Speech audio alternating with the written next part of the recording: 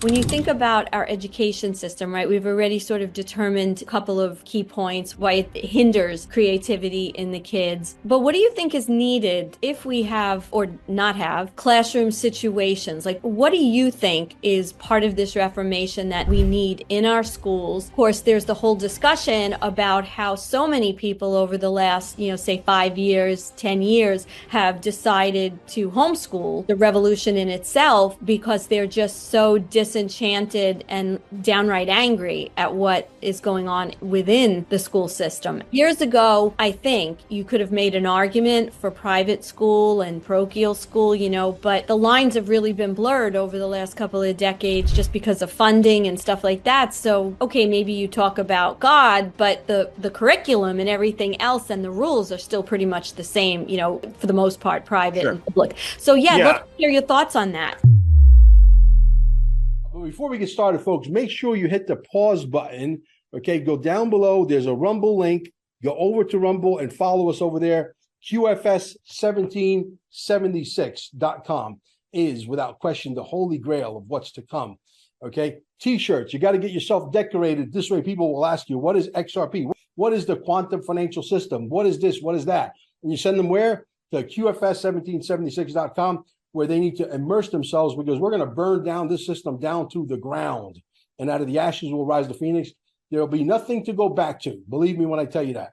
Also, our Telegram groups down below. If you want to learn what's coming and you're sort of a little scared, I understand. Believe me, I was there too at one point. And if you need more than $10,000 worth of XRP or $1 million worth of XRP, you come see me. Send me an email at QFS1776@gmail, and we'll get you as much as you want. Gold and silver. Welcome to CarminesGold.com. Don't waste not even a second looking. Cheaper prices just don't exist. How important is it for you to own gold and silver right now? What does it mean to me personally? There's an economy that's about to crash beyond what words can explain. In 5 words, I'm going to educate you on gold and silver. Are you ready? You need to own some. Simple. Hey guys, Elisa V here. As life changes and shifts, it forces us to work through challenging transitions, whether it's divorce, retirement, empty nest, job career shifts, or any other life change. Taking action and moving forward works with 3 basic things: understanding support during the emotional upheaval, mentoring and guidance for defining new goals, and gentle accountability to foster outcome and achievement. Now, I am a life transition coach, as many of you know, and I invite you to set up a strategy call if you're having any kind of life transition or change right now that you need some support with.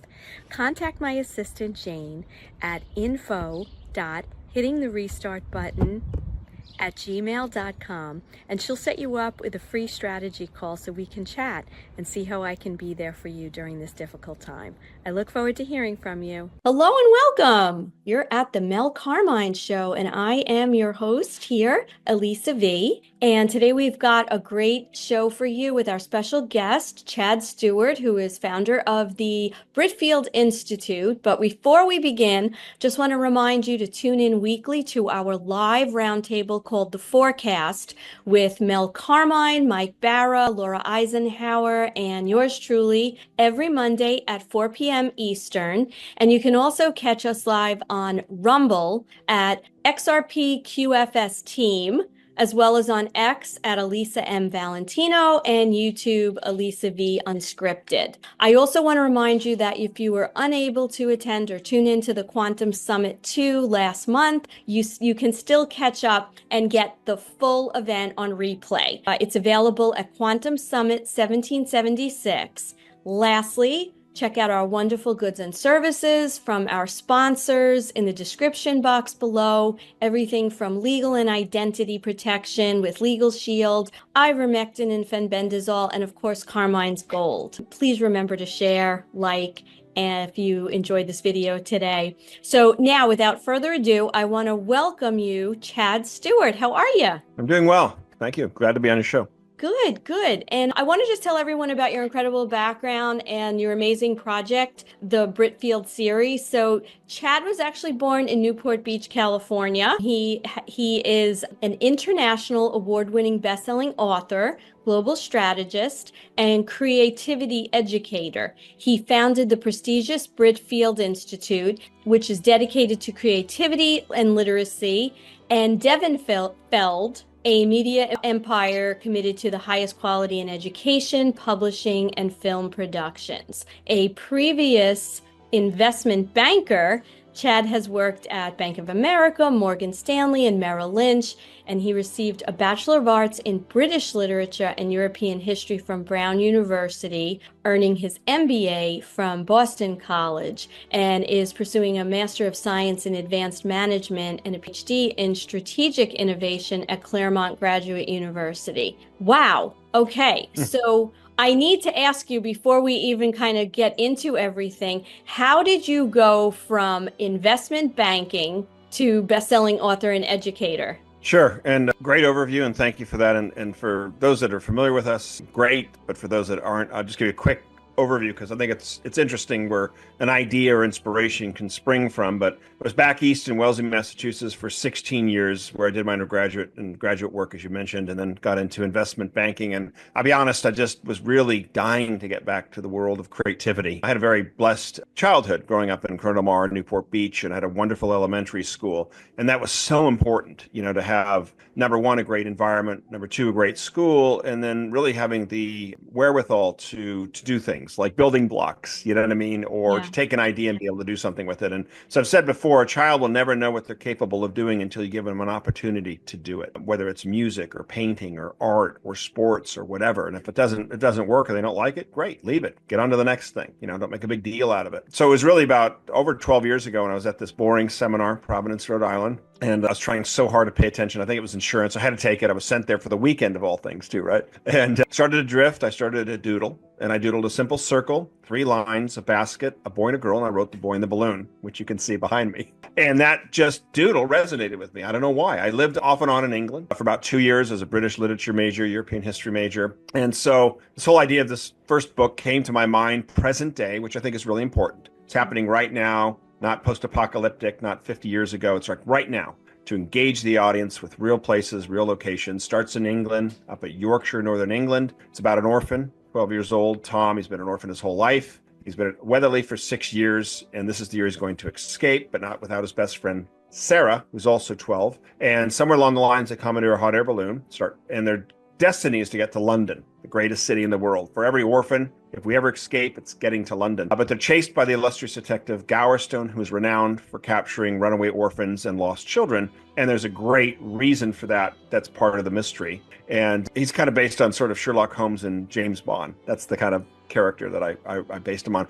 And so meanwhile, they kind of start from Yorkshire all through England, the beauty of England. They crash land at Oxford University, where they meet Professor Hainsworth, who agrees to help them get to London, leaving piles of ungraded papers and in desperate need of a sabbatical. He's been promised like a sabbatical. I think he's owed like 12 weeks off, but has never been given it. And so he's like, you know what? I'm going to get you to London. And so it's really kind of a neat scene, a pivoting point right there, midpoint in the book. And then they get caught in a storm. They head to Windsor Castle and then down to London and then finally down to Canterbury Cathedral. And so through this whole thing, before Tom leaves, he's told that his parents might be alive. So imagine if you're an orphan your whole life. And at Weatherly, too, they're not given names, they're given numbers. How degrading, right? And what they do all day is they're in a room called the workshop. That's the nickname they give it, the workshop. And girls put together baskets and boys build chairs and tables, which the owners, the Grievuses, take into the local towns on the weekend to sell and make more money. So all the money, the government money that's coming in there, where they're supposed to have great food and clothing and education, they don't. Meanwhile, they live in a beautiful Victorian house and stuff. So it really was an interesting way that I laid it out. We can get into it if you want or not. And I sat down, took me 2,500 hours, 4 years to write book 1, Britfield and Lost Crown. And on the third draft, I took it out to middle schools, private and public, and first approached the dean or the principal and said, would there be any kids that would be interested in reading this? And then filling out a survey, and then I'll come in and I'll question them. And at one public school, we had something like 200 volunteers for 30 manuscripts. And this is a 400-page book. And so the kids were that hungry to do something fun, some kind of extracurricular activity. And so the teachers actually had to pull names out of a hat. And the kids had 3 weeks to read it. Once they were done, they would turn it in and they'd get a 2.5-page survey and they'd fill it out. And so after they were done, within that 3 weeks, I came into the library and I was there all day, and during different periods, 4 or 5 would come in around a round table. And there I am, this adult, this writer, and I'm no longer the teacher, I'm the pupil. And I'm humbled. And I'm sitting there literally asking 11, 12, 13-year-olds, what did you think about the book? And, first impressions are, oh, loved it, or fantastic, or my favorite book. And then I'm like, what didn't you like about it? Or what wasn't clear, or what didn't make sense? And suddenly they're watching me write down their notes and taking their opinion at value. And literally it was through that process, and we did that for book 1, 2, and 3, that we dialed it in, really honed it in. That's sort of what I call the secret sauce. I mean, set aside from it was your market research, really, right? It was your focus groups, basically, right, in marketing. That's what they call it. And so you went, the comments from these kids came from ultimately one school or a few schools for multiple schools, private and public, and all over the demographics. We scored a 9.03 out of a scale of 1 to 10 just on that third draft. But I mean, some were totally into Harry Potter and that kind of heightened fiction. Some like sci-fi. So it was a very mixed group. Okay. But it's like, I mean, we were killing it on our scores. The feedback was fantastic, and it was amazing. And then since we launched it in August 2019, it's become one of the most awarded books in children's fiction. It's one of the top 3% of all books ever sold within the same time frame, and it's now part of a major 7-book series followed by 7 live action movies. And so we launched book 2, which takes place in France. We launched that in July 2021. The main characters of Tom and Sarah are now 13. And then book 3, we launched in October 2022. It's Return of Britfield and the Return of the Prince. That's in Italy. That's 575 pages. And then just this year in January, we launched book 4,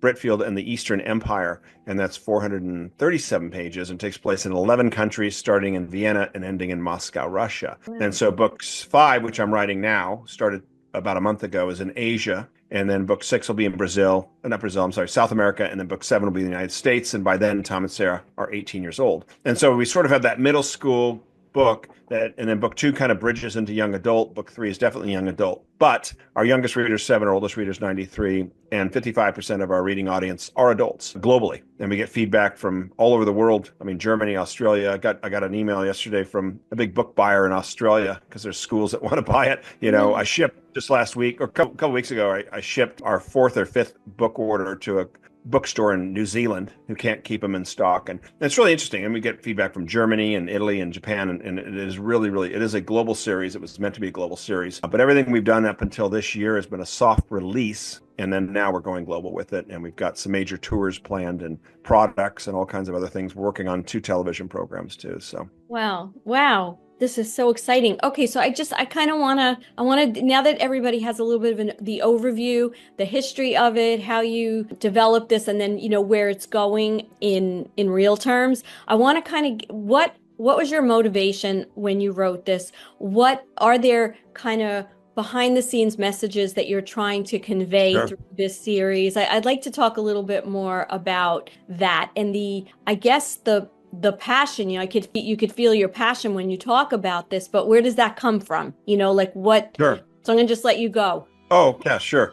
No, and it's interesting too, because like I said, I was just dying to do something creative. I had no idea where this was going to go when I was at that insurance seminar, and I went home that week, and literally like on one piece of paper, I just started to write bullet points, and I'm like, well, it starts in England, and you're like, one of the questions is why England? And 2 things you learn about as a writer: you write about what you know, and you write about what you love. And I know British literature and European history and British history very well. I lived off and on there for 2 years, and I love Britain. I love the people, I love the culture, I love the history. It's just very interesting to me. It's like if you wrote Britfield and the Lost Crown, it might have been in New York, or it might have been in Australia or Hawaii, or what I mean, some place that you really registered. Maybe it was Italy, and it starts in Florence, And so that was kind of the basis of it. But there's a great quote by Beverly Clearley. She's a famous author. She wrote The Mouse and the Motorcycle, which I loved as a child growing up. I never forgot that. And she said, if you ever walk into a bookstore or a library and you don't see the book you're looking for or the story you're looking for, write it yourself. Oh. And I think I was trying to create something that I would love to read, not only as a child, but even as an adult. And believe it or not, C.S. Lewis created the Narnia series for adults. He was fascinated with this sort of youthful fantasy world But he's like, suddenly as you grow older, it's like as adults, everything's all serious and it's not fun anymore. And it's like, that's why Yeah, so 55% true. of our audience are adults. I mean, it's not just for me and the Britfield series, but they like these kind of books because they're fun and they're exciting and it takes you back to that wonderment of childhood. And if I were to use one word, that's kind of what I was trying to create within the Britfield series, the wonderment of it. I was very influenced by sort of James Bond and the James Bond series, the Mission Impossible series, the Bourne Identity, and even going all the way back to Star Wars. And I learned from all these different sort of programs, stories, and I brought that into my book series, especially book one, and then on to book two and three. And it's always about, and number two, I have over decades of history in writing movie scripts. And I started when I was 18 years old, taking a class, beginning class, and then taking it again, and then taking the middle class, and then the advanced class, and then starting to write my own movie scripts, and then working with professionals in the industry where, I'd write 3 to 5 pages a week, which is a lot actually, because it's got to be very concise. And then they'd give me critique, back. And so I had those decades of experience in movie scripts in my mind, consciously and even subconsciously, and mostly subconsciously. And movie scripts are very different from novels. And I'll tell you, some of the best nonfiction novels that you'll read are authors that spend half their time writing fiction because they understand with fiction, they understand story, right? You read some of these nonfiction books or biography, and it's kind of dry, it's boring. I remember reading 2 biographies on Beethoven. One by this professor from Germany. It was the driest thing I've ever read. Beethoven. How could Beethoven be dry? Right. And another one, who also wrote fiction, and it was wonderful. I mean, Beethoven was amazing and passionate and extraordinary. You know what I mean? It's like, that's the difference. And so I brought all of that. It's all about storytelling when it comes down to it. It's not about reporting or No. information giving. It's about telling a story, whatever that might be, right? Yeah, and you can't deviate from that, the 3-act structure, really, in a beginning. And what you learn in script writing is, number one, the 3-act structure. And in a script, if I have a 2-hour movie, I've got really right around 120 to maybe 130 pages. So every page represents a minute. So you learn economy of words. You learn on starting on the action and ending on the action, meaning you don't waste time with a knock at the front door. Who is it? It's John. Oh, John, come on in. John opens the door. He walks in, puts his hat on, puts the coat. That's all wasted. Who cares? You know what I mean? So you start on the action. Next scene, it's like John standing at the table. Why weren't you there? I waited all morning. You know what I mean? So that's the idea. We call it entering late and leaving early. Entering late and leaving early. Starting on the action, ending on the action. It moves the story and it cuts all the fat out of it. You learn economy of words. You never have more than 2 to 3 lines of description, and I'm talking about a script. You don't have big paragraphs. The dialogue is tight. I mean, if it's not, you don't have a lot of chit chat or wasted words, if you will. I mean, it's like it makes sense, and it's all directed to move the story forward. And a story should never plateau. A story should be going like this the whole way, and then you're kind of coming to your final conclusion. You follow plot points, plot point 1, midpoint, plot point 2. In fact, I have... Yeah. Now, just so you know, so my background was in communications and film in college, and so I have a little, I have some understanding of the script writing process. Yeah. I always think of, I had seen an interview, I think it was, hope I get this right, I think it was Mel Brooks, and he said, what's the key to writing? And he said, edit, edit, edit. Oh, yeah. So on that note, so that was kind of what went into this. And I think 90% of the people that have read the book say it reads like a movie, which is a compliment. Yeah. It's very visual. One of the comments I get, which is very interesting, is that I love all the description. It's so descriptive. And yet that's the one area that I try to tighten the most, right? This isn't a history book. I have to remind myself, this isn't a travel book. So I'm very, very concise. I'll frame things up, but I let you fill it in. You don't need every detail of how the sun glistened off the leaves in the dew of the morning, blah, blah, blah, blah. It's poetry. You want to write poetry? Write poetry. You know what I mean? So it's all about story. And it's 80%, it's 20% writing, actual getting the first draft done, 80% rewriting and going through massive edits. And so I'll probably edit 3, 4, 5, 6 times. I'll do a ton of editing on the laptop until I get to the final point where it's like, I can't make this any better. It's as tight as it gets. And then I start on the print edit. And the print edit is night and day. And I say that for anyone, if you've ever written a resume or you're writing a really important memo, write it on the computer, finish it out as best as you can, then print it, sit down with a highlighter and a pen and start to read it. It will read differently. And so the paper edit is pretty intense. And then on my last edit of the book, I try to get rid of at least 1 sentence per page. So it's already tight as tight can be. Whatever doesn't need to be there isn't. Whatever needs to be there is. But like, what can I get rid of? Is there some redundant dialogue? Can I take these two sentences and put it into one? And I like to call it like a house of cards. That if you remove anything, it's like the whole thing tumbles. It's that tight. And that's why when we launched book 4, this is Britfield and the Eastern Empire, and this is 437 pages. One of my favorite comments was from an older gentleman, and he goes, "I've never read a novel so fast." And that's because that's the way I write it. You know what I mean? I don't waste time. I think most writers have about 100 pages of story, and then they fill it in with another 200 pages of description. And we've all been there, right? You're reading along, you're enjoying the story, and then suddenly another paragraph of description or something that just, who cares? You know, I don't care what she's wearing. You know what I mean? Like, you could just say she's wearing an elegant, expensive fur coat. Got it. She's from money. Yes. You know, you don't need to describe what the fur things and the brass buttons and, you know, and you get a lot of that from the Victorian writers, especially Dickens, who is one of my favorites. And I'm rereading Tale of Two Cities right now. But I mean, dear goodness gracious, get to the point. But they were paid per word. Per word. So they extended it. Yeah, exactly. That's part of it. And you have to remember, we come from an era of movies, so we've learned to be very visual when we read something. Whereas, you know, in the past, they didn't have that additional media, so it was really building it in the mind to create that. So, you know, I know that like the title of this podcast is, you know, Welcome to the Education Reformation, right? So I want to kind of pivot a little bit, because you gave us a beautiful overview of how you wrote this, the inspiration in terms of being a writer and the beautiful places that you know. But the crux of the story, right, is about this young boy and his friend. They're adolescent, pre-adolescent, you know, in that age area where they're trying to escape from a situation that is pretty prison-like, right? I mean, you set it up where they're in this orphanage, so they don't have, you know, they're probably each other's family, right? As opposed to, you know, having a family that we think of, you know, mom, dad, and, you know, kids. So what does this series have to do with the whole education system? And please, let's talk about that. Yeah, and so it's great because you gave me some time to sort of build the basis of the general story. But so let's take book 1, but every book has this in it. So number 1, it's based on family, friendship, loyalty, courage, and hope. Those are some of the main themes. The number 1 theme, as you were actually alluding to, is family and the importance of family. And so even in book 4, it's all about family, but it's not always about birth or blood.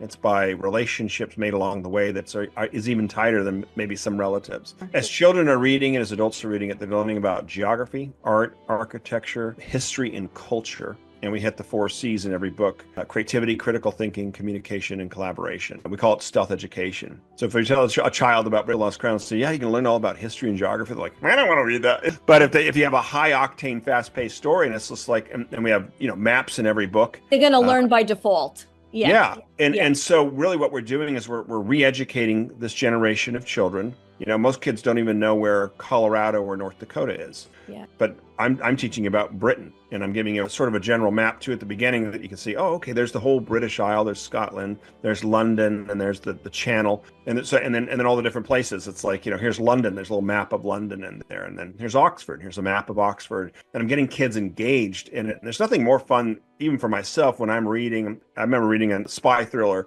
took place in Geneva, Switzerland, and there's a map in there, and I loved it. It's like, oh, there's the street he walked down. You know what I mean? Just gets you engaged in it.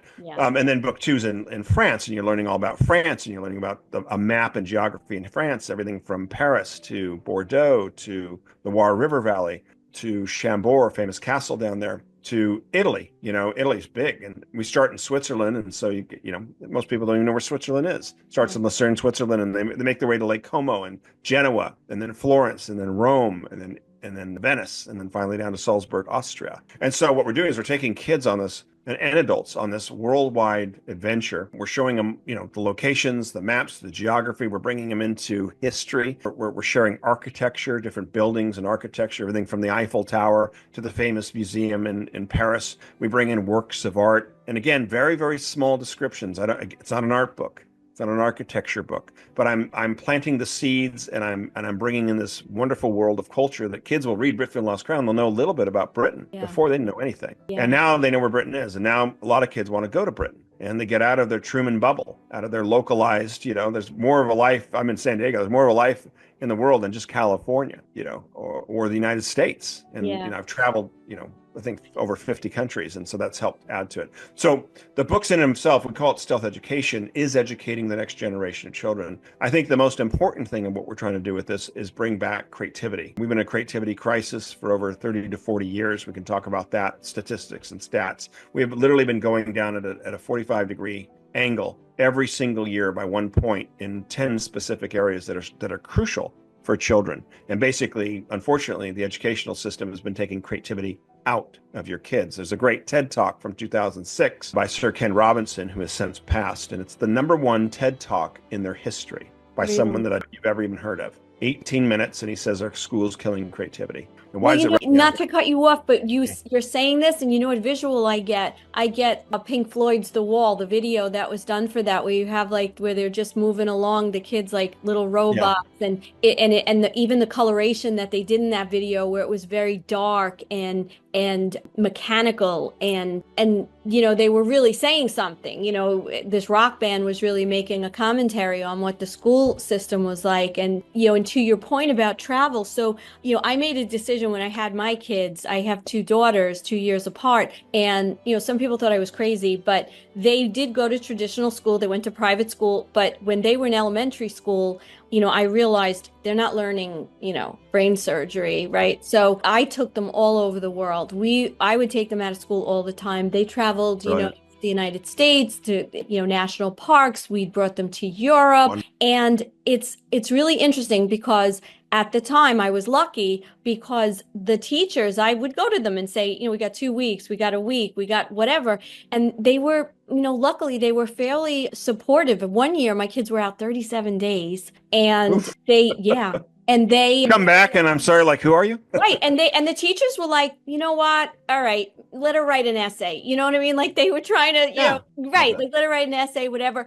But I have to tell you, from 5 years old, when we really started the intense traveling, my kids became so grounded and calm in a weird kind of way and sophisticated. Just very sophisticated from the experiences that they were having and the different kinds of people and the languages and and what you said about before about even in Paris, you've got the Louvre, right? That's tremendous. How do you attack that, right?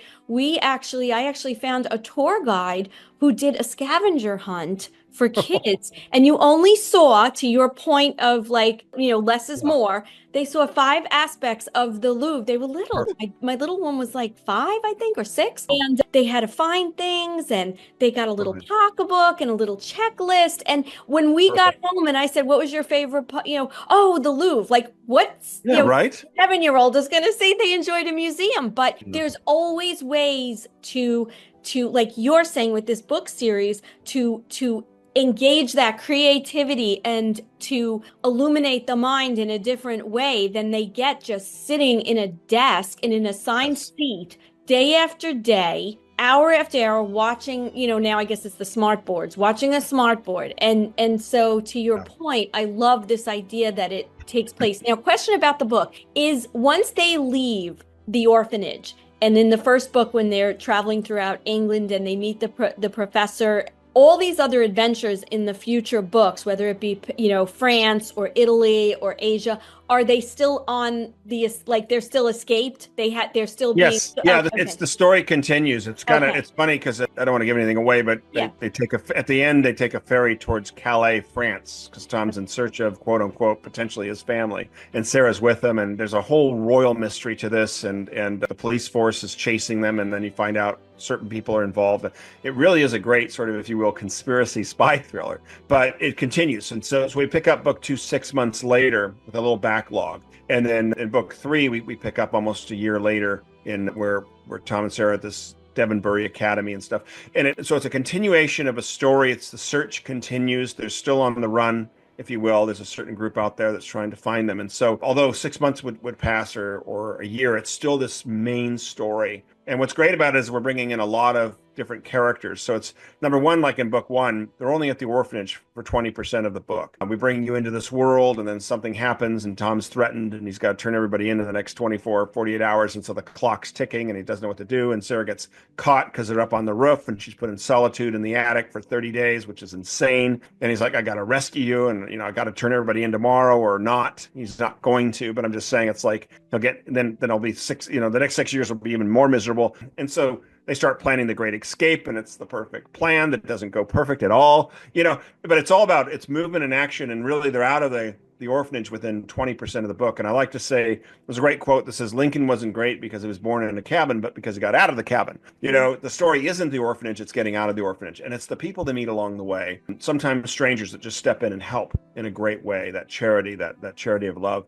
And other main characters like Detective Gowerstone or Professor Hainsworth. And then in book two, we introduce, and actually in book one, we introduce this college student, sophomore Oliver, for a brief period that helps him out when they crash landed at Oxford and gives him a wonderful meal. There's a great scene where he's at Christ Church, Oxford, and as a student, and he's standing in line to go in the cafeteria. Tom and Sarah have been chased by police, and they kind of hiding in line. He sees them and takes pity on him and says, "Look, come on in and get something to eat." They're obviously starving, and it's like, do we pick one item? And he's like, pick whatever you want, right? They're used to barely getting any food. And there's a great scene too, because he's like, well, you guys should stay with me tonight. I got an extra room in my apartment. And he goes, but I got to go over to the library real quick and pick up a book. And, do you mind coming? And they're like, yeah, absolutely.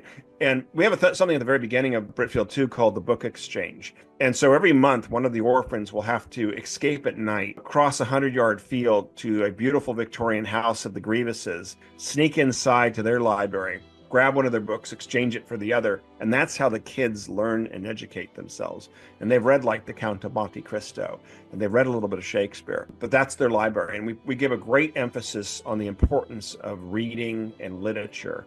And so when they go to Oxford and Oliver's going to this library, it's like Disneyland. They walk in and it's like, whoa. And I always have that sense of schooling, of education, of novels, of books, of classics and things like that. So I'll stop. So, no, it's just wonderful stuff. So I want to get your thoughts on, when you think about our education system, right? We've already sort of determined, a couple of key points why it hinders creativity in the kids. But what do you think is needed if we have or not have classroom situations? Like what do you think is part of this Reformation that we need in our schools? Sure. And then of course there's the whole discussion about how so many people over the last, say 5 years, 10 years have decided to homeschool, sure. With the revolution in itself, because they're just so disenchanted and downright angry at what is going on within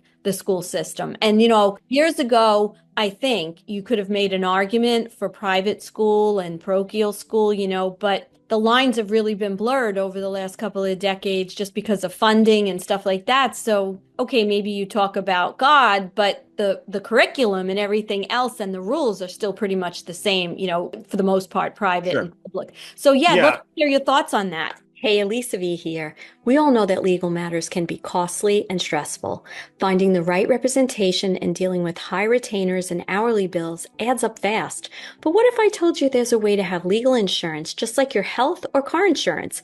Legal Shield has leveled the playing field. From just $29.95 a month, you get access to lawyers for personal legal matters. From traffic tickets to real estate issues or trust matters, help is just a tap away on your phone. Call or text 516-493-1742 and use code Elisa Legal to start your journey to legal protection today. Yeah, and without getting too deep into it, I mean, it was never really designed to, especially on the public system, to educate your children. But it's not to say that there's not some great schools and some wonderful teachers out there. But it was based on the factory model starting in the 1900s. And if you think about it, your only qualification of your 12-year-old student or your child to be in that classroom is that they're 12. You know what I mean? And some 12-year-olds would be great with 13 and 14 years old, or maybe, whatever, diversity, right? But you got 30, 40 kids crammed in a room. Number two, children learn differently. Everybody learns differently. Some people aren't chalkboard or, computer oriented or even audio. I myself, I could read, and I read a lot, but I learned by doing. I could study Germany all day long or Berlin. But when I think about Berlin, I think about when I was there, walking the streets, the smell, the noises, the sounds, the architecture, going in, having a meal. I've experienced it, and now it's real to me. And so every child is different, and they learn differently, but they're not taught that way. But I'll give you an example. So I was on my national tour. When we launched Bookfield and the Lost Crown, in August 2019, I drove 9,000 miles. I visited 23 states, presented to over 200 schools in front of more than 40 to 50,000 students. And I was doing it for a lot of reasons. One, obviously, is a great grassroots launch of a brand and a book series, but more on a higher level. And I'm a strategist, so I'm always thinking 10 years out and 10 different levels. I was curious what was going on in the United States. I did my research, and I heard, I heard from others. And so it's coming into small towns, it's coming into large cities, it's private, public, Catholic, Christian, homeschool, charter. I mean, you name it. And I'll swing back to the whole homeschool thing. And so I was in Memphis, Tennessee in March 2020, just did 4 schools back to back, Monday, Tuesday. I was so excited. I was kind of in the heart of America, where I was really trying to get to and finish out and get up to Kentucky. And then I couldn't wait to get to Indiana and Ohio and back to New England and down to the South. And when this whole thing, this pandemic had happened, and all the schools started. And you were doing rural as well as city on this tour? Oh, yeah, everything. Okay. Yeah.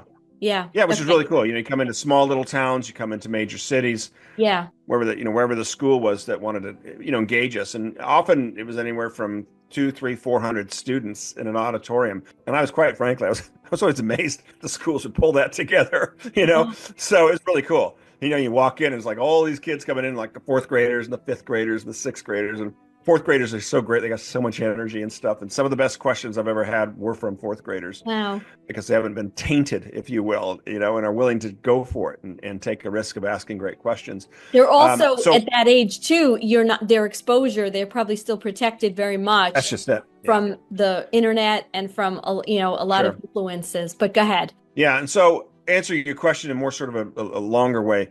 And so suddenly all the schools started closing, right? And I'm like, okay, we're over. It's done. I got to get back to San Diego now, and as fast as I can, right? Because it's like no more stopping at schools. And so I was driving back, and I was saying to myself, it'll be very interesting how many parents send their kids back to school once this whole quote unquote thing is over. And I'd ask some of my friends, and they're talking like, what do you mean? And I said, I'm basing it on 3 things. I said, number 1, parents for the first time will be horrified by what their children are being exposed to or learning in school as young as 5 years old, if not younger. Number 2, how far behind they are in certain subjects that they shouldn't be. And number 3, when they have uninterrupted time to focus at their own speed and level, how much they could accomplish in one day. And often within 2 to 3 hours, all the homework assignments and everything that needs to be done is done. And they have the rest of the time to do whatever they need to do, or want to do, to play, to create. I mean, are you kidding me? I mean, so again, back to that factory model, 40 hours a week for your students at this, let's be honest, socialistic institution that's killing creativity and taking it out of the children and teaching dry, uninspiring topics that they'll probably never use again. Putting a huge emphasis on mathematics, and don't get me wrong, math is important. I was an international banker, architect, and engineer, and I didn't need anything more than basic math. So why are you spending years and years? Why are you taking music out of the classroom? That's the first thing that's cut. We don't need music. I got news for you. Silicon Valley, they're hiring candidates with a musical background 10 to 1. Because they know people that play an instrument and read music are better managers, better brainstormers, better under crisis, better leaders, and all around can take an issue or problem and see it from different ways and solve it. Not to mention, music is based in math. Yeah, it is. You're right. Right? It's all about the count. The irony. Right? I mean. So they're cutting the art classes. They're cutting the writing classes. They're cutting all of that stuff to pin in all this other stuff. So here's just some statistics for you. The SAT score, the test, it's actually designed by Carl Brigham, and it was conceived for the military. And after 5 years, he shelved it because it failed to do what he wanted it to do. It didn't work at all, the SAT. Now it's become the pillar of the educational system. But it says the SAT is irrelevant because it has nothing to do with what children learn in high school nor transition into careers. SAT creates a shadow curriculum that furthers neither the goals of the educators nor the students. SAT was supposed to measure intelligence, but has failed to accomplish this. No evidence of Brigham's study suggests that intelligence, as reflected in the test scores, were relevant to social success or achievements. Yet students who do not test well or who are not strong at the kind of reasoning the SAT assesses often compromise their future. basically they think they're failures because they're not doing well on these tests. Yeah, and if the excuse me, if the SATs really did, if it really was focused on what they learned, right? Like to why are people paying thousands of dollars to get their kids SAT tutors so that they can just master this test? Obviously, they don't know or they haven't been taught. So it's It's studying to the test. Yeah. And it's really what it is a multi-billion-dollar laundromat for the organizations that peddle it. It's also a ridiculous, narrow-minded approach of the educational system to take the creativity and squeeze the creativity out of kids. We've been in a creativity crisis for decades. Interesting study done by George Land in the 70s and into the 80s. He created a wonderful creativity test for the government because they had analytical tests, but they didn't have a creativity test. It was very successful. And he goes, you know what? I'm going to bring this out into the school system and see how kids test. And so he tested thousands of 5-year-olds. And of those 5-year-olds, 98 out of 100 students were testing off the scale. Brilliant. Little geniuses. Tested that same group at 10, dropped down to 30%. Tested that same group at 15, it dropped down to 12%. And when he tested a group of 280,000 adults, average age of 31, it was 2% of creativity. Awful. And so what he concluded, as much research has, is that schools are teaching creativity out of students. But George Land had mentioned, you can bring back your entire 98% of creativity. It's not something you lose and you cannot get back. You're born with it. And to your audience, whether you feel you're creative or not, you are. And often when you were younger, you were steered away from, don't go music because you're not going to be a musician. Don't do art because you're not going to be an artist. Horrible advice. You know what I mean? And it doesn't mean that you need to be a best-selling author, but you may have fun writing a story or creating something or doing something creative. And you should be doing that every single week, even if it's for an hour or 2 hours. Number one, it's a great place to be, and it's a zone. It's exciting. It fires your synapses. It lowers your stress level. It actually helps with health. There's like 15, 20 different things that being as humans, we are creators. That is what we are. We're spiritual beings and we're creators. And it's you said it yourself. It was by design. And then, then we get further beyond the beginning of the 20th century where we're in the 1940s. And then it's very, very strategically implemented as far as what school does, and the studies of 6 hours for, 16 years or 12 years, whatever, if you don't count college, and what that does to control and just produce, little robots that can obedient robots. Yeah. And who can support, paying taxes. I mean, that's essentially. Exactly. So here's some more statistics because it's interesting to follow this. So on one side, which I'll follow in a minute, creativity is the number one most important skill set in the world. It's not engineering. It's not AI. It's not technology. It's not medicine. It's not law. It's creativity at the core. But Dr. Kim from William and Mary did a major study, and she wrote a book that came out, I think, 5-6 years ago called The Creativity Crisis.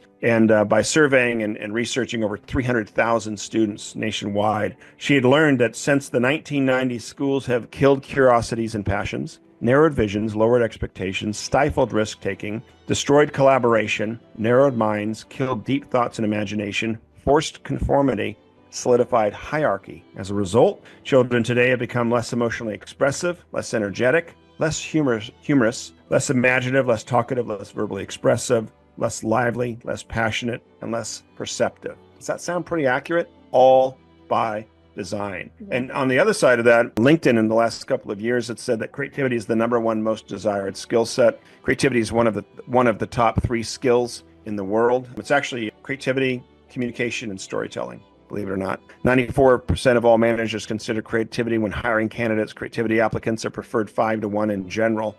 IBM did a survey that said creativity is the most important leadership quality of the future. And I could go on and on and on with the statistics. One more thing, the IQ test that was designed by Alfred Binet created the IQ test intended to serve precisely the opposite function. It was never designed to measure intelligence. In fact, it can't measure intelligence. And so one of these watermarks in society, like the SAT test or the IQ test, are bunk. It's bunk science. So. Wow, it's unbelievable, right? And so do you think that the pandemic was a major influence on a lot of parents deciding to homeschool? Yes. Oh, yeah. So we are in a homeschool revolution. We've gone from anywhere from 3 to 5 million in 2019, 2020 to, I would estimate, around 10 to 12 million. Okay. That's a revolution, and it's massive. And the best children that I have met through everything are the homeschool children. And so back to my tour in 2019. I didn't know much about the homeschool world. I myself was not homeschooled. I had private tutors, went to private schools a whole bit, and it was great. Like if I needed to learn a topic, I'd have like tennis.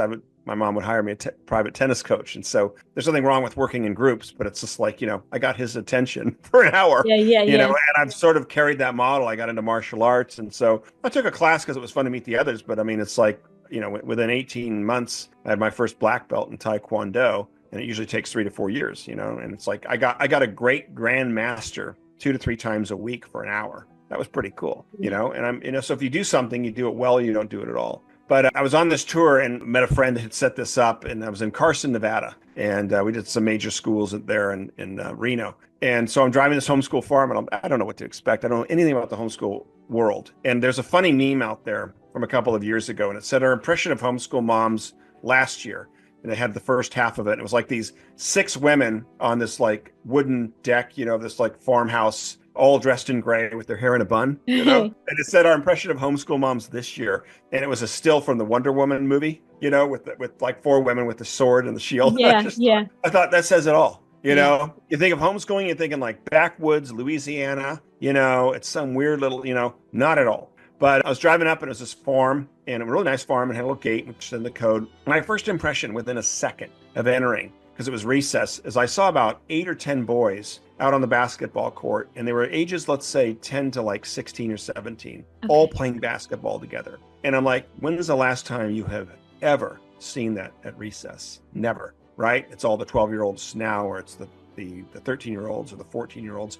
There's never that mixed collaboration. And I could just see it. I could see the younger kids having the older kids to esteem towards and have a representation of leadership. The older kids, 15, 16, responsible for the younger kids. And there was just a wonderful dynamic that happened there. And I saw it within 5 seconds, but I got it. And I parked the car, and this little girl comes out, she's maybe 12 years old, dressed nicely, nice little button-down shirt, has her hair pulled back, and she says, "Are you Mr. Stewart?" And I said, "Yes." And she put out her hand and said, "Thank you so much for coming today." And I thought, wow, like there's a future senator, there's a future CEO of a company. And then when I went in to do my presentation, it's like all the kids were there, all represented from all the different, maybe 30 or 40 kids. And it was amazing. And the questions were amazing, and they were very still, and they were very inquisitive. And that's what I've noticed with homeschool kids, that they're well-grounded, they're well-read, they're usually 1 to 2 grades ahead of it. I mean, this whole academic inflation is absolutely nonsense, and it is coming to an end. This idea that I graduate from high school at 18 years old, and then I spend 4 years at this thing called college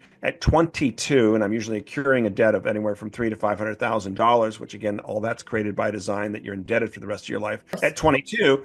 And kids are now coming into the market, and it's like they can't even tie their shoelace or spell their names. I know of one situation. I was doing an interview, I think it was last week, and there was some girl that graduated as valedictorian, and she's actually suing the parents are suing the school because she can't read or write. And I just love that. I think that says it all, and I've seen that with like college students from some of these private schools at 22. And it's like, they don't even know how to write. You want to bring them in like for social media or marketing or this kind of stuff because they were a marketing major, and they just have at 22 with a $250,000 debt plus, they have no skills, and then it's getting the master's degree at 24 years old now and putting in another 120,000 and just onward and onward and onward. So like right around when you're 26 to 28, you could start your life. Nonsense, utterly ridiculous, and even in the Victorian age, kids were being apprenticed as young as 11 or 12. Yeah. Sometimes in a trade, but often as in a law field or even as a doctor. And you might say, well, medicine was much more simpler then. Actually, it wasn't. The human body has not changed, set aside from all the infections it's incurred. And that's a whole nother subject. Right. You know what I mean? Human body has not changed, and used to have a doctor that would come, because 80 to 90% of the sort of symptoms that you have are basic. Now, in today's standard, there's so many pollutants in the food and what they're trying to do to you with frequency and all that kind of stuff. That's a whole nother story. But most of it is curable and very easy. And the body itself is a wonderful machine, there was a huge backlash, starting in 2020. And I'm telling you, there's a reckoning coming for all those involved in it. Don't think that they're going to kick the can or start another war over here as a distraction. You're going to jail, and that would be the minimum thing that's going to happen to you. But they're practicing medicine at 19 and 20. A lot of people, back at that age, they're practicing law at 18 or 19. They might not be standing up in front of a court, but they're there representing it. The older, it's Well, just different. the dumbing down. It's just the dumbing Yeah. down, you know? I mean, you take a kid from even our generation, you go back to when we were kids, we had life skills that were very different Sure. than what these kids have today. And they also think about fun. I mean, everywhere we went, there was fun, whether it was going outside to ride your bike or it was, getting a bunch of kids you were playing ball with outside, or you were in big groups, right? And today, there's nowhere for these kids to go. There's nowhere for them to express themselves. Everything has to do with I see it Yeah. with my own kids, and it makes me really sad. It makes me really sad. Yeah, I want to be conscious of time, but I think we're good. We could keep going. But I was really blessed with a great elementary school, Cronomar Elementary, which is unfortunately no longer there. They tore it down to build multi-million-dollar homes. But I mean, I had a great childhood there, and it was a sixth grade teacher, and she was very creative. And I remember we had our gardens in the back and our groups with the gardens and some other creative exercises. But we were given an assignment, and it was to write a book. And I think it was worth about a third of your grade. And let's be honest, at 12 years old, it's like, I don't want to write 25 pages. And again, it was like a paragraph and then a picture. It wasn't like, hardcore 12 font computer. We didn't have computers back then. It was fun. It was meant to be fun. And that's when I learned you write about what you know and you write about what you love. I was a big James Bond fan, especially like The Spy Who Loved Me, Roger Moore. And so my first official book at 12, which I think came out to about 25, 26 pages, was called James Bond, Eat Your Heart Out. And I was a 12-year-old Secret Service agent working for the British government, living in Hampshire in a beautiful Tudor-style home. My partner was Jacqueline Smith from Charlie's Angels, so that'll date me. And I had this beautiful red convertible Ferrari, of course. It's my story. And I was tasked with finding this criminal that was terrorizing Europe. And so this adventure kind of goes on, and it had a lot of funny, dry humor and stuff, and finally capture him at the end. And fast forward, 40 years later, Britfield lost Crown. And those seeds were planted. And again, the child will never know what they're able of doing until you give them a chance to do it. Until they're able to, yeah. Do it. So let's just end. I'd love to end on like, where do you see the education system going? Whatever that means, where do you see we might be in, say? Well, it's being dissembled now. You're already seeing that. Yeah, 10 to 20 years. With what Trump's doing. And again, it is the beginning of the end of the traditional factory-style socialistic educational system. It's going to happen. It's already happening. You're seeing a massive homeschool revolution, which is amazing. It's the most natural way for your children to learn. It's kind of almost coming back to the old schoolhouse. You know what I mean? The church at one point was actually responsible for educating the children, and they've gotten kind of away from that. Yeah. But it is a hybrid model. Everyone is different. And I was in an accelerated, I hated high school. I went into an accelerated independent study program when I was 16. And so I was working 40 hours a week for 3 self-made millionaires, which had a major influence on me. And when I was working for them, I wasn't sitting there like, presenting for them. I was, sweeping their office. Yeah, I was vacuuming. I would work some of their cocktail parties, you know what I mean? Right. And pour wine and whatever it was, you know what I mean? But I was learning, number one, of discipline. I mean, I was reliable. I'd be there on time. I'd always be there early. I was earning money. I had my own checking account at 15. I was learning business, and I was watching and listening to others that were older and wiser than me. Tell me that didn't have a major impression. Meanwhile, I was taking this accelerated independent study program where I could work on one topic at a time instead of this diversity. I'd do English and go all the way through English. Once I was finished with English, then I would do math. And that's just how it was for me. I'm not saying that model is for everybody. That's the point. Everybody learns differently. Some kids are way advanced, and it's like you got them stuck in a sixth grade and they should be in eighth grade.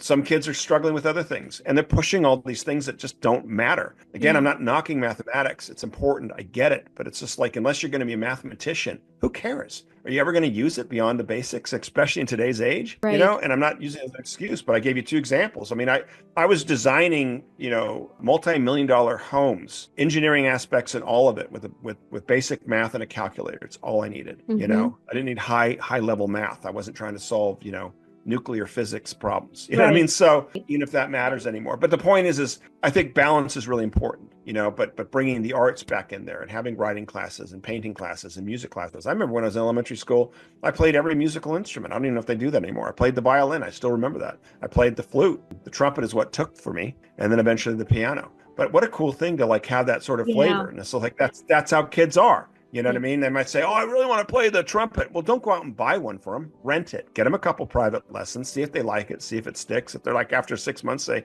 I hate this, good. Then let's figure out something else you like. Yep. You know, don't and everything I'm saying, and I loved your commentary on how you traveled with those kids. I cannot overemphasize that enough. You've just impacted the rest of their lives. Yeah. There's a great book out there called, like, I still remember a trip we took to Colorado when I was 8 years old. And I remembered staying or being at the Broadmoor Hotel in Colorado Springs, gorgeous hotel, big man-made lake in the back. It's where they actually filmed some of the scenes from Ice Castles in 1977. Oh, okay. If you remember, it used to be a major skate rink there. It's gone. But to this day, I mean, I still remember that experience. I still every now and then will go there and visit it. And it's splendid in its splendor. And I remember hiking with my father, through, the mountains up there and the pine trees and the smell of it and the snow, all of that impression. It's a great book called Coloring Outside the Lines by Roger Schenck. And I think it's still in print. It was a while ago. He worked for the graduate program at Northwestern, very, very intelligent.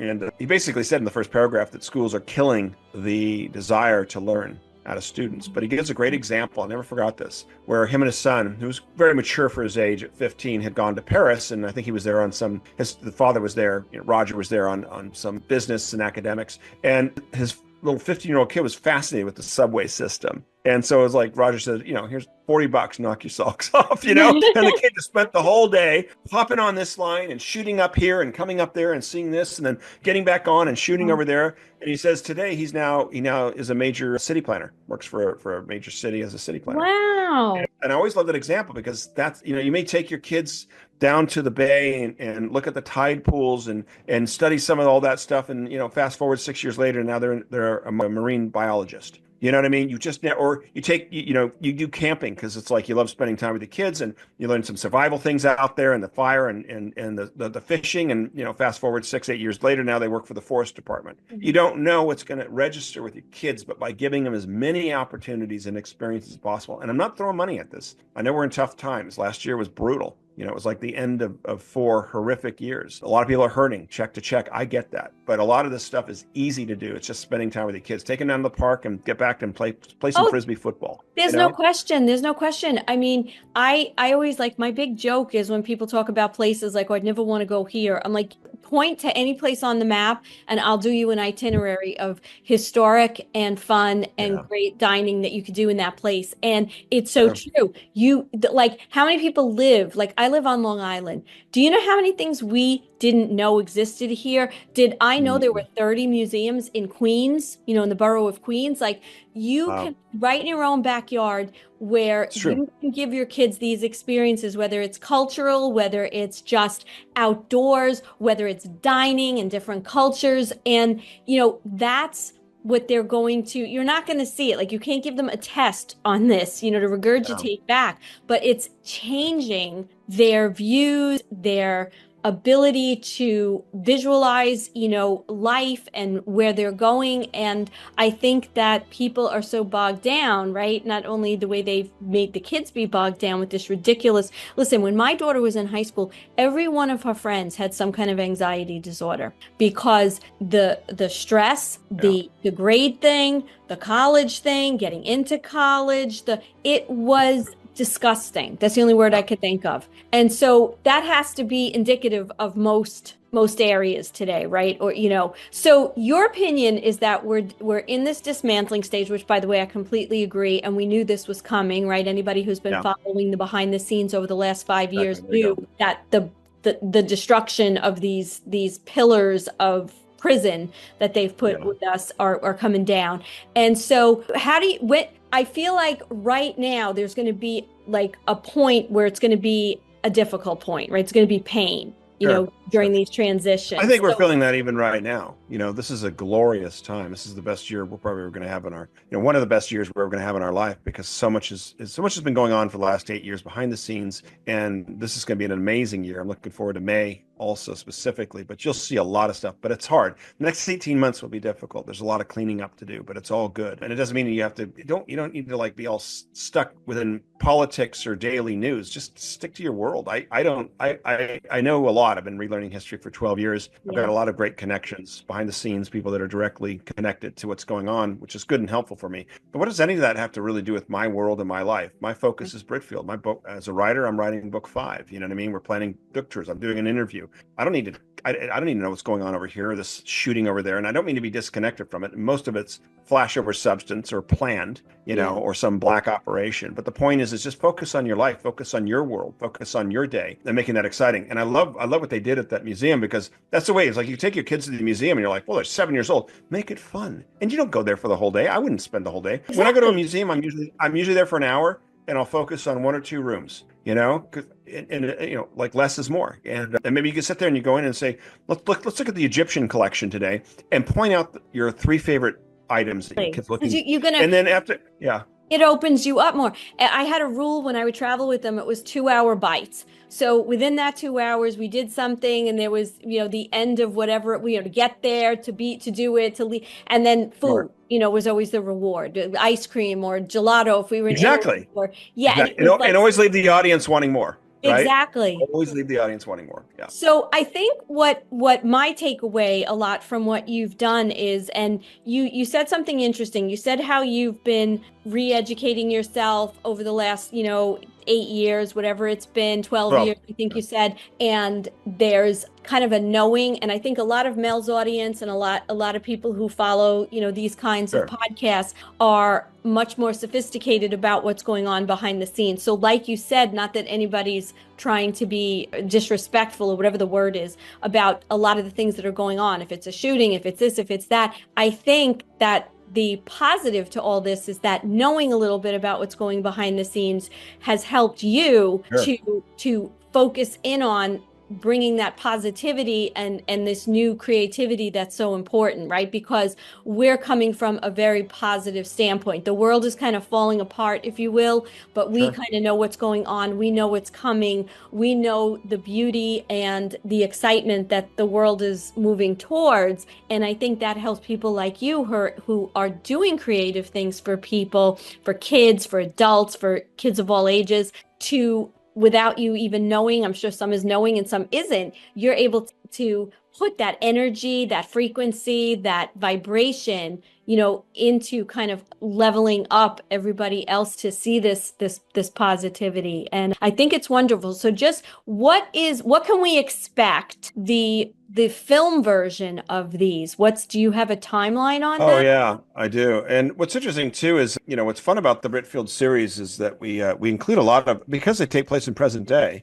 and because they're based on real things and authenticity. And I do deep research, meaning like I'm into Asia right now, and so I'm like, what's the climate in Beijing in mid-September? You know what I mean? What time does the sun set? How far is this distance? What's the dollar to yen ratio? I mean, this is the kind of research I do. I don't drown it out with details, but I bring in the realness, the authenticity of it, and you feel like you're there. And I've had so many kids that have read the series, including adults. It's like, I feel like I'm there. I feel like I'm one of the characters. And I love that, because you're never going to connect to Harry Potter. He's a witch. You're never going to solve a problem by waving a wand. That doesn't exist. You're not Superman. You can't leap over a building, or, hey, I'll fly there in 5 minutes. You know what I mean? Can't do that. And so it's disconnecting kids from reality. It's making them feel less than they are.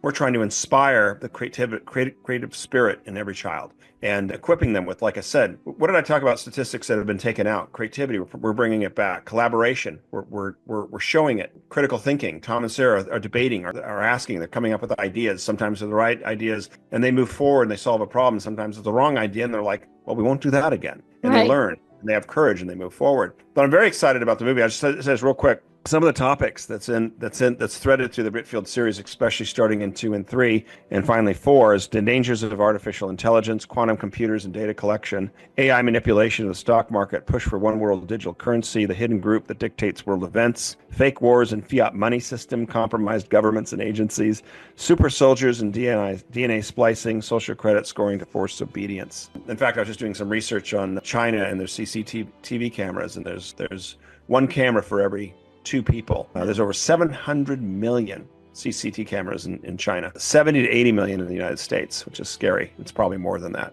And that's not including devices that track and monitor you. Anyway, so yeah, here's a 7th draft. You talked about those particular, those these are threads that come through the novels in the book series, because it's happened. Each book takes place over 7 days, and it's kind of starts on the action and ends on the action. And there's this group behind the scenes that's trying to capture Tom, that might be related to this royal dynasty called the Britfields, that represented a very sort of good government, good godly type of government. Get back to the people, don't tax them. them, educate them, help them think for themselves. Don't be reliant, be self-reliant. I mean, a threat to basically every government out there, every country out there per se. And so that's kind of this sort of ongoing theme in this high octane James Bond meets Narnia. I think some of my favorite comments that I've received is that the series reminds me of, it's a C.S. Lewis meets Dan Brown. It's a lot like James Bond, but with a bigger cast and greater purpose. Love that. Reminds me a little bit of Sherlock Holmes and Les Miserables, which is one of my favorite all-time stories and musicals. So we're getting a lot of these great comparisons.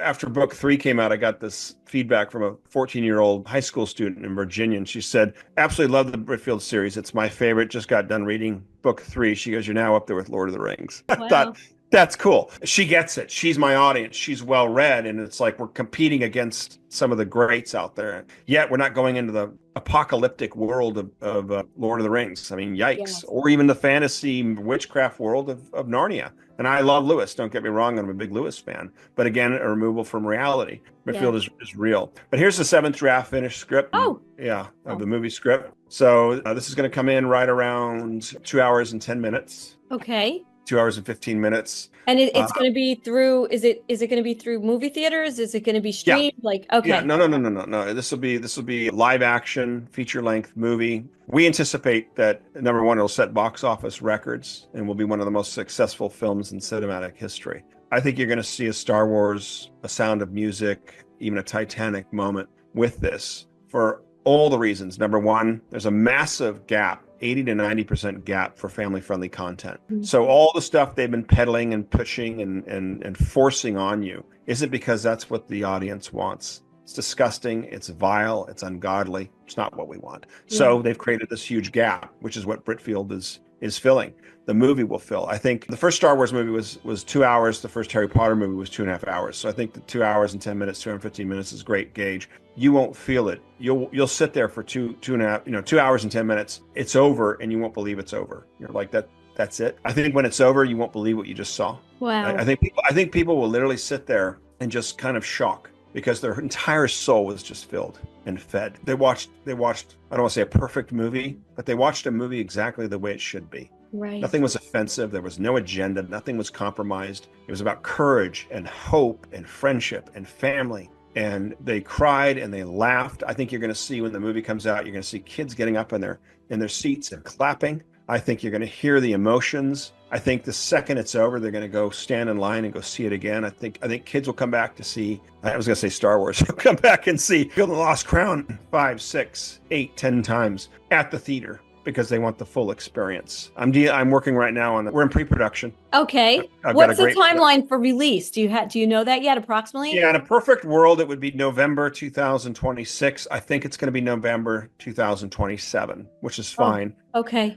But that's soon, which is soon. Yeah. And after that, it'll be every 2 years. So there won't be some long wait. In fact, in a couple months, we'll start the script for the second book, Britfield and the Rise of Oh, Lion. exciting. Yeah. Yeah. And so, and when filming is finished, you'll probably have a 2-3 month hiatus. And then boom, we'll be in France filming movie 2. We will shoot in England. That's the goal. And we're already in the works with the film department, tax credits, etc. It'll be to their benefit to entertain us and work with us because we want to shoot there in the country. We're going to be using British actors. Again, it's the authenticity of it, and it's so funny because it's like the movie Napoleon. If you saw that when it came out last year, big box office. I think it was $200 million, and it failed at the box office, but I think it was like a $200 million budget. And what's the guy's? Joaquin Phoenix. But yeah. And I was really surprised. It was shot in England, and I thought like, dear goodness. I mean, and I get it, like whatever logistics, but I'm like, you could have shot like in France. You know what I mean? You could have been at real battlefields and real locations. Absolutely, the authenticity. And so the point is you don't have to. I get that. Yeah. And some of it might be in Eastern Europe, but I really want to be there in England. I want to shoot certain scenes in England. I want to, use the studios there because it creates that authenticity. And it's like, once the movie comes out, I mean, you're going to watch tourism in England spike. And I don't know if it's 3% or 5%, but that could be worth $500 million. Do you know what I mean? Like yes. And it's real places and it's real locations. I haven't created this thing, Hogwarts, that you now need to like build down in Florida, and spend, I don't know, was it $1,000 a day for like a couple kids and yourself to go to these ridiculous. Yeah. How much is that? Exciting. Like how much is Yeah. What's that? Oh, yeah. Go ahead. It's very it's the project is so exciting, and congratulations for what you've been able to do. I love the fact that it's so multifaceted with what you've brought into it, and that the vision is so much bigger than just a book. But this has been great. So we're gonna have to touch Sure. base as we get closer to this, and maybe talk about some of the other issues, if you will, like you said, the Sure. AI and some of these other things, because there's so much to this whole thing. But I wanted to focus a little bit as it related to the education system in general, overall. Oh, no, it was important. Yeah. Yeah, Important. but I know there's But I some think to not end on a negative note, you know what I mean, but to end on a positive note. And I yeah. and I am on my interviews. I'm not here to do your own research. I'm not here to hammer this and hammer that and say how bad this is. And we know it. But what's happening? What's the good side? And the point is too, I want to leave the audience with this, is there are thousands and thousands and thousands of amazing stories happening every day of people stepping up, or some transition here or some change there that you're not reading anywhere or realizing. And I myself can get narrow-minded until I'm talking to a friend that's got some mission work that's already helped 1,000 students here, or someone that's donating this to this one school district and their scores have increased. It's happening all over, but the Yeah. mainstream media, which is bought and paid for, that owns 96% of all the infrastructure, is all about fear, negativity, helplessness. That's their goal. So even the Well, even and, the and weather it's what can't we be, deal with. even the weather can't be positive. Yeah, Record high. and it's what we Yeah. deal with, here on the internet too, as podcasters, the censorship. I mean, Yeah. we're always talking about that. So it's about how do you bring these messages to the people, right? In a way that obviously you have to skirt, and that's what a lot of us are doing. We're skirting kind of the traditional outlets that people are used to, like the mainstream media, and that's why so many more podcasters are popping up. And you know Yes. what? They censor us, they take us down. Well, how many people are starting their own networks? So we're going to see more Yeah. of that shift too, and that's how Yep. the education system, and in a way, even with the kids, it's probably, to another positive note, is that they're finding ways to find good stuff too, because they're able to Sure. go on the internet. They're able to do their own. They've become little researchers with that little device in their hand. I see it with True. my kids. And so Yeah. if they like, when I didn't know how to do something, I'd ask my father, Dad, I don't know. They go right Yeah. on and watch a tutorial and figure out how to put up a pet gate or whatever the thing I is. do that. Yeah. Yeah. Yeah. So we do have some positive. It's just we have to nurture it and continue to bring the things that are going to bring that out in them. And I think what your book is doing, and the Real series, is a wonderful part of this new educational world that we're moving There you into. go. Elevating literature, elevating education, bringing creativity back to the classroom. Yeah. Yeah. We're really interested in inspiring the next generation of children. And, even through our talk right now and things that are shifting, I'm very excited because I can see where the United States will be in the next 15 or 20 years, Yeah. not prophetically, but just in general. Where, as you were talking, I was thinking about, the kid that does, at 12 or 14, does a study abroad with a couple other families. Could you imagine that? Like Yeah. or traveling in a boat for like 3 or 4 months, and not the classroom, but studying on board. You don't have to wait till you're in college to do that. You're just going to see a very diverse group of learning, where it's not like I'm at the Institute now at 13 or 14. It's like a hybrid model where I do a little bit of learning online, and then I go to a couple of classes with some other, kids that, in this group. And then I'm helping my father build a company right now, right? Or I'm doing this or that. I mean, I just see such a hybrid model that works for every student. It's not perfect, and there is nothing that's going to be perfect, but Yeah. taking 40, 12-year-olds and jamming them into an institute that's based on an industrial model, what do you think is going to happen? Oh, he's so antsy. Let me end with one story. Can I do that? Because it's a Yeah, beautiful sure. story. Do Sure. you have time? Yeah, Okay. go ahead. Because it says it all. But her name is Gillian Lynn, and she was a famous choreographer who did Cats and Phantom of the Opera. You familiar with those? Okay. Yeah, of Some of course. the most successful musicals of all times. So when she was younger, as a child, 8 or 9, 10 years old, she was getting in trouble in the classroom. She was Mhm. fidgeting, late with homework, and just really couldn't stay, still. And so the school was quite, worried, and they contacted her parents, and the mom took her to this specialist. And thank God for the specialist that had the wherewithal and the gumption to understand the situation. But he went into the room, and they all sat there and were talking. And then about 35, 45 minutes later, he said, Jillian, he goes, I'm going to go talk with your mom for a couple minutes. Just stay there and I'll be right back. And when he was leaving, he turned on the radio. to the music. And he walks out of the room, and Mrs. Lynn's sitting there saying, what's wrong with her? What's wrong? He said, there's nothing. He goes, hold on just for a minute. Watch your daughter. And within a few minutes, the daughter, Jillian, got up and she started dancing to the music. And he said, she's like, what's wrong with my daughter? He says, there's nothing wrong with your daughter. She's a dancer. Take her to a dance class. And so the mother did. And they did jazz and tap and ballet. And being interviewed later, Jillian said it was amazing. She goes, there were people like me, people that had to move to think. And she stayed with it. She eventually auditioned for the Royal Ballet, had a wonderful career as a soloist. She started her own dance studio, the Jillian Lynn Dance Studio, taught thousands of children and adults the art of dancing, eventually met Andrew Lloyd Webber, coordinated on some of the most successful musicals of all times, like Cats and Phantom of the Opera, brought wonderment and entertainment to millions, and she's a multi-millionaire. Someone else would have told her to sit down and put her on medication and tell her to shut up. Exactly. And that's how students are. You're wondering why your child at 8 years old is so fidgety. Well, stop sticking him in an institute for 40 hours a week, or get him off all that, Was it? I can't. The sugar that's in everything. Yeah. The sugar. All the stuff that they put them on. I know. It was also. If you do your research, it's. I hate to say this, it's not real. It doesn't exist. It was invented by a German pharmacist because he was trying to sell medicine. That's how all of it is. There's some schools in Texas, I remember, that every single child is on medication. It's ridiculous. Healthy diet, exercise, organic foods. I'm not saying that's an answer. I'm not a doctor, but I'm just saying getting outside and just doing getting outside, sunshine. Don't look down, look up. There was I watched the 40th anniversary of the Breakfast Club, right? And it was a reunion, and it was so cool. It was in Chicago. It had all 5 of them, including Amelia, because you haven't seen him. He's been missing in action. And I remember them saying, like, if you guys were up in the 80s, if you could do anything to go back in time and change it, he's like, what would it be? And they're like, get the phones out of the kids' hands. Instead of looking down, look out and see the world you're around and engage with the world you're around. And they want that. And those phones should never be at the dinner table. You should have certain rules and parallels, that are set up. You are the parents. Until 18, you set the rules. They don't like it, tough. Right. Lay the law. But you're wondering why, and that's the flicker rates on that. It's how they're lit with the blue light. There's so many things going on, or the television. There's so many violent acts. I got statistics on that, but we'll stop.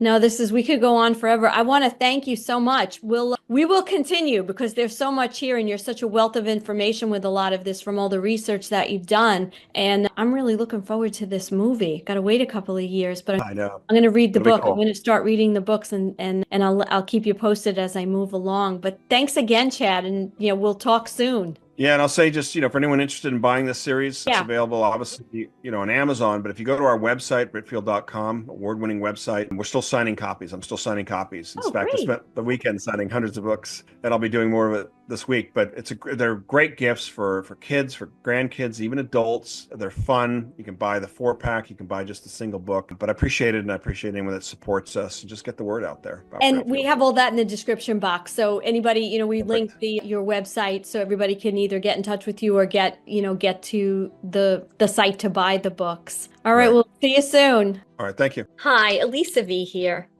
Did you know that medical bills are the leading cause of bankruptcy in the United States, accounting for 66.5% of bankruptcies?